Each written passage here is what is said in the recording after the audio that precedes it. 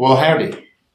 Today we're going to, I'm laughing already. We're going to talk about mischief. Now, let me ask you a question. Did you ever get involved in any mischief when you were growing up? And don't look at me that way. And don't say no and have your nose start growing. Don't do that. Maybe we all do it this way. What kind of mischief did you get involved with? Does it make you laugh now? Do you have regrets? Or is it a little of both? Let me share one with you. I've told you that I was a blackberry picker from an early age. Now, next year, I will be 68 years old. I'm going to pick a gallon this year, somewhere, and a gallon next year, and I'm going to lay it down. I will be able to say next year, when I pick that gallon, that I picked blackberries for 60 years. The only year I missed was the year where I had a stroke, and my doctor and my wife ganged up on me and wouldn't let me go pick. So I'm going to say I picked for 60 years, because when I wasn't out there, I wanted to be. Now, when you do something that long, you're going to have some things to share. I'm going to share one with you today. Oh boy. I'm going to share it with you. Now, there was a place across the road from where I was raised. At one time, it was a cow pasture. And the fellow that owned that cow pasture, when he came to a place where he had to give up on cows and move on, age caught up with him. The first thing it takes over in an old cow pasture is weeds, and the second thing it takes over is blackberry bushes. Now, you can do some of your very best blackberry picking in former cow pastures. And if you get down close to a creek, you can pick what we used to call swamp berries, as big as the first knuckle on your finger. Now, friend, you can pick a gallon of them in just a little bit. So here's my routine. I would go out of the house, cross the road there, and there was a pasture fence. You get over that pasture fence, I would turn right, walk to the corner of the property there, turn left, and there I was, blackberries everywhere. Now, on the day I'm telling you about, I'm across the pasture fence. I made my right-hand turn. I'm going down the fence line. I'm scanning the bushes as I walk, and I see a spot right over there, and I said, wait a minute, let's look. Whoa, let's check that out. And I walked over close to it. When I got right there where it was, honey, they were some of the biggest berries you ever saw. Those berries are fixing to go in my bucket. I got long breeches on, I got boots on, and I wasn't scared to stomp. And I started to stomp, and I was going to get those berries. I mean, business, they were swamp berries. They were huge. And I got about halfway to those berries, and all of a sudden I heard this buzzing sound. I thought, what in the world is that? And it just got louder. And I looked down at my feet, and I have done disturbed a bumblebee nest. I had no idea they even built nests under the ground. But here they come like little helicopters. The kind that's got that yellow stripe around their south end. Here they come up out of that hole. And I know I've got about 20 seconds to get away. Otherwise, they're going to get up my britches leg and turn me from a Baptist to a Pentecostal in about 2 simultaneous stings. I don't plan to be there. I got out of there quick and just went on with my day. Bees on the ground. Who would have thunk it? So in a little while, probably a couple hours, I done picked my 2 gallons of berries, and I start back out. Now, outside that fence, there was a little copse of trees. We called them mimosa trees. Some people thought of them as nothing but just glorified weeds with trunks. But they make good shade. You follow me? They make good shade. And under these trees, there was one last set of blackberries. I always saved for the last because I could sit there in the shade and cool off and pick and eat. And I say eat because I done picked my 2 gallons pretty much. And I just need to top it off, right? And for all the berries that were there, I could just have myself a dandy little snack. So on the day I'm telling you about, I'm sitting there at the end of my pick. I'm just about ready to go across the road and present Mama with 2 fresh gallons of blackberries.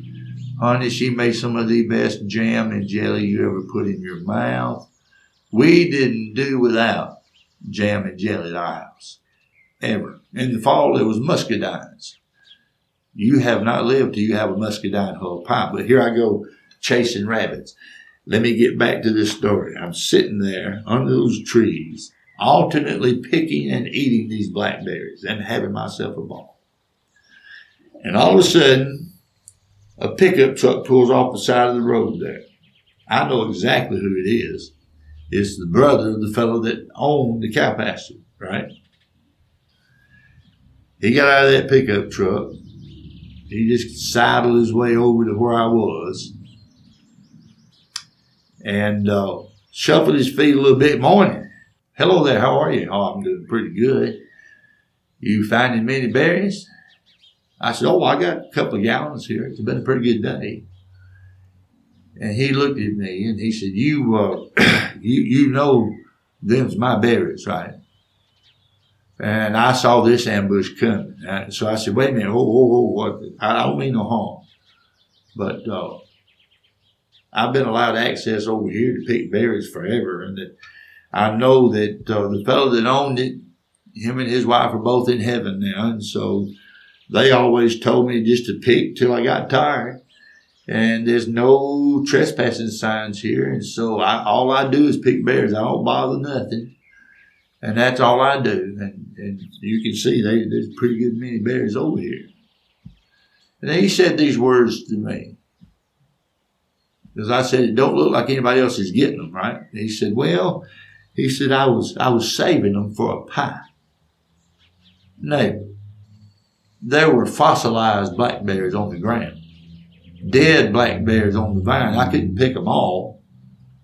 He wasn't saving them berries for nothing. I mean, if you don't want me on your place, just tell me you don't want me on your place. It'll be all right.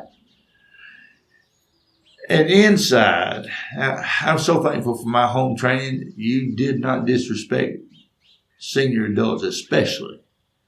You didn't disrespect adults generally, but senior adults especially. I knew what he wanted. I didn't know why, because I was prepared to abide by anything he said. I said, you know what, let's do it like this. I said, I pick up and down the Chattahoochee River all the time and all the woods in between. I mean, there's no shortage of places to pick blackberries, so I'll just not come back to your place. I'll give it to you. It's yours anyways, and then you can have all these berries for your needs, and I can go up on the river and get just as many. And then a light bulb went off in my head. Don't get ahead of me now. A light bulb went off in my head, and I left him a gift. I said, you know what?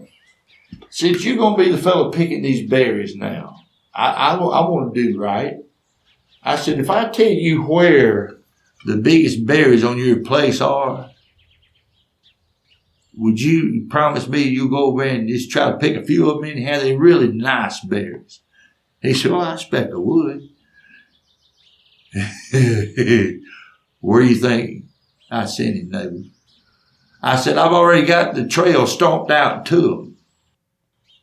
You may have to stomp once or twice, and you'll be all up in the middle of some of the prettiest berries you ever saw.